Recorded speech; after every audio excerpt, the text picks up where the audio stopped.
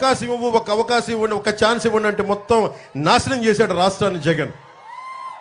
మేము నిలబడతాను మీకోసం, మేమందరం బలంగా నిలబడతాం. చంద్రబాబు గారి అనుభవం చాలా చాలా అవసరం.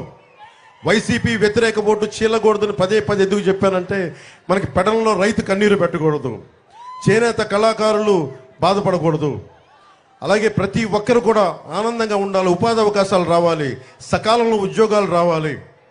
మీరు జగన్ అని చెప్పే పచ్చి అబద్ధాల్లో మద్యపానాన్ని నిషేధిస్తానని చెప్పి వచ్చిన వ్యక్తి, మద్యపానాన్ని నిషేధిస్తానని చెప్పిన వ్యక్తి ఈ రోజున సారా వ్యాపారిగా తయారైపోయాడు.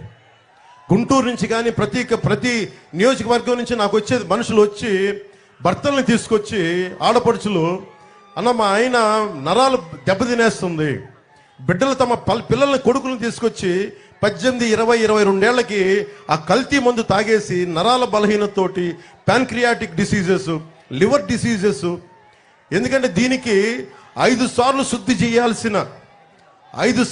చేయాల్సిన మద్యపానాన్ని కేవలం 2 సార్లకే పరిమితం చేసి ఎక్కువ 2,000 లీటర్లు చేసే చోట 6,000 లీటర్లు అవుట్పుట్ తీసేటప్పటికి క్వాలిటీ పోయి ఈ రోజున మొత్తం ఆ మనకి ఆరోగ్యాలు పాడైపోతూ ఉన్నాయి. మా నాన్న అబ్కారీ శాఖలో పనిచేసిన వ్యక్తి, పోలీస్ నుంచి. సో మా నాన్న చెప్పే చాలాసార్లు చూస్తా ఉన్నాను, కల్తీ మందు ఇవ్వకూడదు. నిర్మోహమాటంగా చెప్తున్నాం.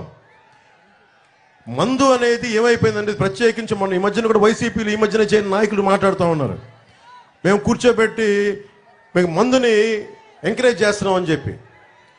ఈ రోజున మనకి మద్యపాన నిషేధం నేను 2019లో చెప్పింది. ఆంధ్రప్రదేశ్లో మన గతంలో ఎన్టీ రామారావు గారి హయాంలో కూడా మద్యపానాన్ని నిషేధించి ప్రయత్నం చేశారు. ఆ రోజు కూడా కుదరలేదు. ముఖ్యంగా మన ఆంధ్రప్రదేశ్ అటువైపు వెళ్తే యానాము, ఒరిస్సా, ఛత్తీస్గఢ్, తెలంగాణ, తమిళనాడు ఇన్ని బార్డర్లను షేర్ చేసుకుని మద్యాన్ని నిషేధించడం చాలా కష్టమైన పని. అలా కనీసం మనకు కావాల్సిన ఆరోగ్యాలు చెడగొట్టుకున్న మందు కావాలి అని చెప్పి దీంట్లో భాగంగా ఉంటే, ఈ వ్యక్తి కల్తీ మందు చేసి మద్యాన్ని నిషేధిస్తానని చెప్పి వచ్చిన వ్యక్తి దాదాపు 40,000 కోట్ల రూపాయలు ఈ రోజున డబ్బులు సంపాదించి ఆ డబ్బుతోటి ఈ రోజున మీ అందరికీ ఓట్లు కొనడానికి ప్రయత్నం చేస్తూ ఉన్నాడు. మీరు దయచేసి దీన్ని ఆలోచించండి. ఆడపడుచుల పసుపు కుంకాలు తీసేస్తున్నాడు జగన్ కల్తీ మందు పెట్టేసి. దీనిని మీరు చాలా చాలా తన్ని తగలేయండి. వైసీపీ నాయకులు చెప్తున్నాను, దయచేసి మీరు బాధ్యత తీసుకోండి.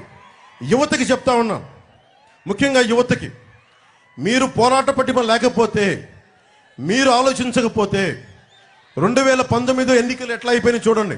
2024 5 సంవత్సరాలు కాలచక్రం కిరణం తిరిగిపోయింది. డిగ్రీ ఉన్నోళ్ళు ఈ రోజున ఉద్యోగాలు లేకుండా అయిపోయారు. మనకి నరేంద్ర మోదీ గారు చెప్తాను 2047 అని. ఈరోజు దారి పడుతూ ఉన్న చిన్న పిల్లలు, వేదిక పైన ఉన్న చిన్న పిల్లలు అందరూ కూడా 2047కి మీరు 30 ఏళ్ళు వచ్చేస్తాయి. మీ అందరికీ బలమైన ఉద్యోగాలు కావాలి, ఉపాధి అవకాశాలు కావాలి. ఇక్కడున్న ఎమ్మెల్యేలు మనకి జగన్ వీళ్ళు డబ్బులు సంపాదిస్తే సరిపోదు, అడ్డగోలుగా దోచేస్తూ ఉన్నారు. మనకు కావాల్సింది త్రికరణ శుద్ధిగా మీకోసం నిలబడే ప్రభుత్వం.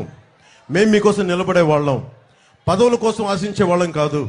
చంద్రబాబు గారి కానీ పాప ఆయన కూర్చొని ఆయన స్థాయిని ఆయన తగ్గించుకున్నారు రాష్ట్ర ప్రజల హితువు కోసం. నాకింత బలం ఉండి నేను కూడా నా స్థాయిని తగ్గించుకున్నాను. భారతీయ జనతా పార్టీ కూడా అలాగే వాళ్ళ స్థాయిని తగ్గించుకున్నారు. మేమందరం కూడా కలిసికట్టుగా ఎందుకున్నామంటే, ఇక్కడున్న ఆడపడుచు కన్నీరు పెట్టకూడదు, ఉద్యోగులు కన్నీరు పెట్టకూడదు, సకాలంలో జీతాలు రావాలి, ముఖ్యంగా యువతకు ఉపాధి అవకాశాలు రావాలి. ఇక్కడి నుంచి విదేశాలకు వెళ్ళిపోయే అవకాశం ఉంది, కానీ మన స్థానికంగా మన పెడలలో ఉద్యోగాలు వచ్చే అవకాశాలు లేవు. భవిష్యత్తులో ప్రభుత్వం ఏం చేస్తారని చంద్రబాబు నాయుడు గారు చెప్తారు. కృష్ణా జిల్లాలో ముఖ్యంగా దాదాపు నాకు జనవాణి కార్యక్రమంలో 56 ఫ్లోరైడ్ ప్రాంతాలు ఉన్నాయి. ఎక్కడో మేము ఉద్దానంలో నుంచి విన్నాను, కానీ మనకి కూడా కృష్ణా జిల్లాలో కూడా వచ్చేసినాయి అని. దాదాపు 40 లక్షల ఇళ్లకి కనీసం మంచినీటి సౌకర్యం లేదు.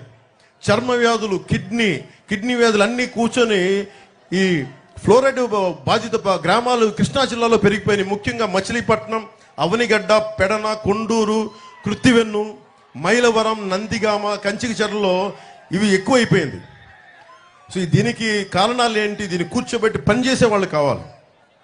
అలాగే విపరీతమైన ఇసుక దోపిడీ ఏ స్థాయికి ఉందంటే, మనకి నదుల్లో పాపం యువత స్నానాలకని వెళ్తే 76 మంది చనిపోయారు యువత ఆ గుంతల్లో పడిపోయి. అడ్డగోలుగా తవ్వేస్తే 76 మంది యువకులు చనిపోయారు. సీఎం